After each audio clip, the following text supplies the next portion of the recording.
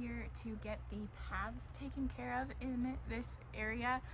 It's been a little bit of, I don't know, kind of like some growing pains. We had wood chips down, which is fine, but then you got to wood chip mulch every single year. So we pull the wood chips up, we just put them in the chicken run, and those are long decomposed by now. But I decided, oh, it would be great to have living pathways. So I planted, you can kind of see a little bit of the remnants of the clover that I planted down there. I thought this will be great. I can garden barefoot, I'll get the benefits of grounding, it'll be wonderful. And it really was wonderful.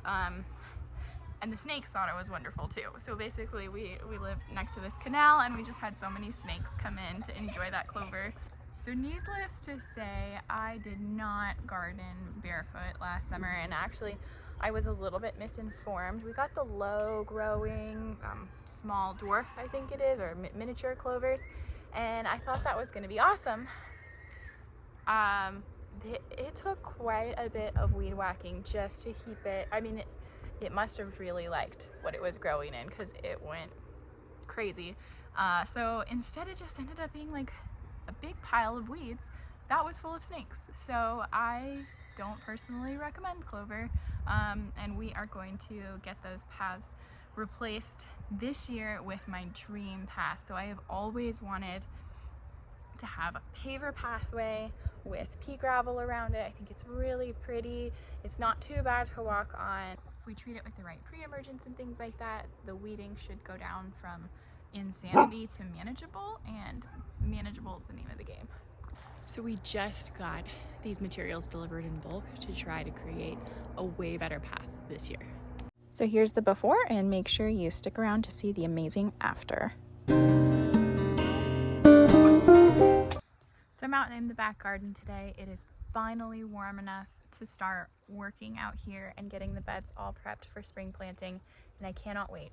I'm a little discouraged because when I put leaves over the garden beds every winter, it does a great job of protecting the soil, of feeding the life that's in the soil. It also kind of makes the beds indistinguishable from the paths, and so every year it's like almost starting from scratch to get everything defined, get it all set up, bring in compost, make it distinguishable from each other so we know where to walk and where to plant.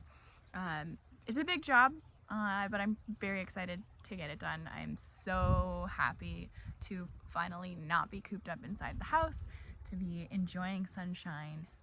It's amazing. I can't wait. Garden season is here. I have been working for years to get earthworms back in this soil. It is such a joy to see them again. There you go, buddy. Our garden is just right here behind our fence in a typical suburban neighborhood.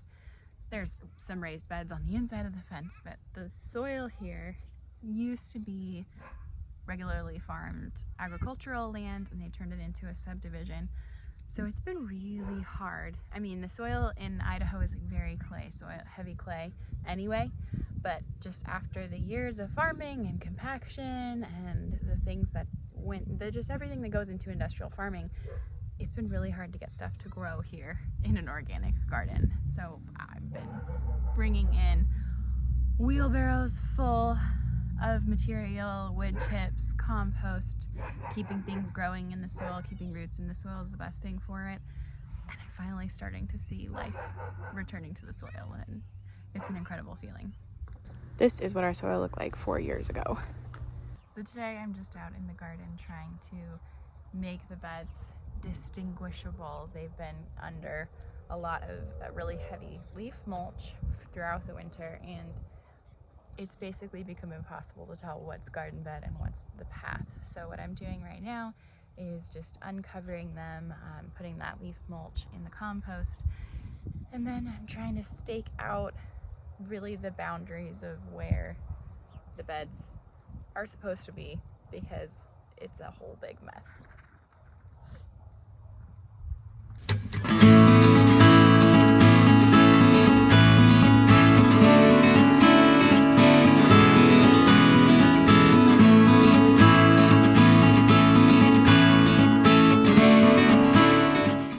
So over here on this side is what I worked on yesterday, and you can kind of see our actual garden beds and paths. They're sort of distinguishable from each other.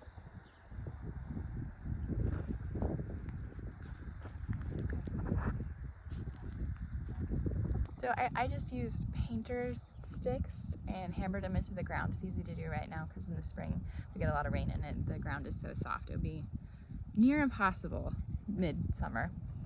And I used some garden twine to tie it up. It's not really necessary to have those around the edges of the garden beds, but it's kind of open back here. We're on the canal, and we get a lot of people just like walking around. We get a lot of teenagers thinking it'd be fun to cross the canal.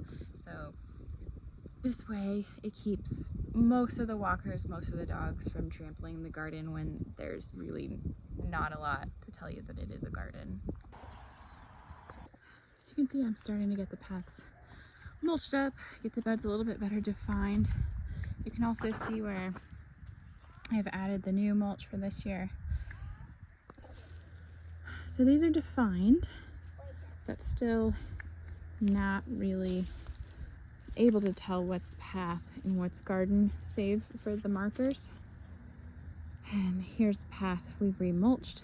So just seeing these remulched and seeing them take shape again, it's just really soothing to my soul. What you doing, bud?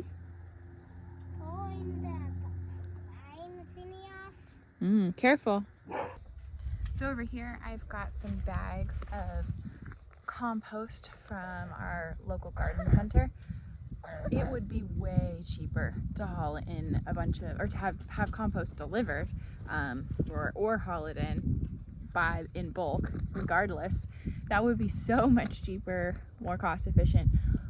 But the work of then shoveling it up into the wheelbarrow to distribute it just defeats me. So it's bad enough to have to distribute all the wood chips over the garden every year. So I just buy the bags because they're easy for me to lift. I just sprinkle them over it and it saves time. The time and the effort that it saves me to do this versus getting, you know, I'm not filling whole raised beds. I'm just topping off the top of the bed. So I just get one bag per bed, which is pricey, granted. We're working on making our own compost around here, but it is just a lot easier to lift these bags than it is to continue to shovel into the wheelbarrow, at least for me. You say hi, Noah?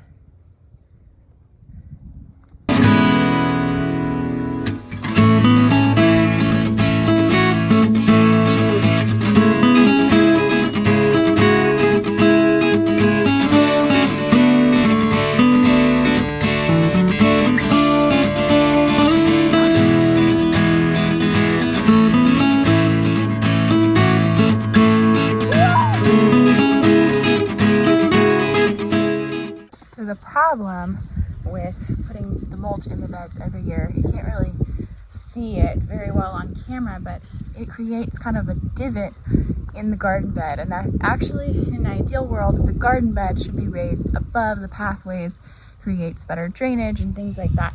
So I will be coming back through and adding compost to the top of it, but just something to keep in mind if you're bringing in materials. You don't want your garden bed to be the lowest point. It should actually be raised a little bit above, not significantly, maybe like a couple of inches.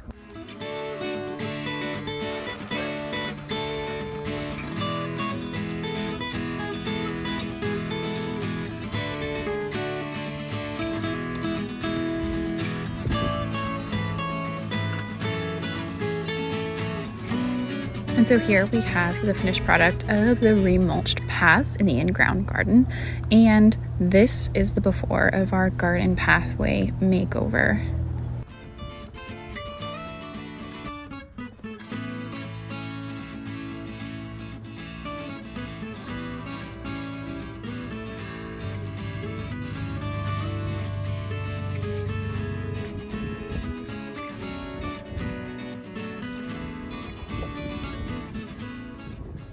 So what's the verdict? In the end, I absolutely love the pass. I'm so happy with it. I'm really grateful that we chose to do the pea gravel. I wanted the pea gravel, but I had read that decomposed granite would be better. It's a more natural look because it's fine and it's almost like sand. And that's actually why I'm glad we didn't go with it, because not only do I think the pea gravel is more aesthetically pleasing, I actually later, as I was researching, found out a couple of more things about the decomposed granite. Well, one, while I was researching, which is that it will heat the area up a little bit more than the pea gravel. And then the second thing is I have kids, and my kids will dig in anything. They're already digging in the pea gravel a little bit, but if we had filled this place with something that looks just like sand, it would have been like a giant sandbox, and there would have been decomposed granite sand granules in my house all the time. So I'm super grateful that we went with the pea gravel.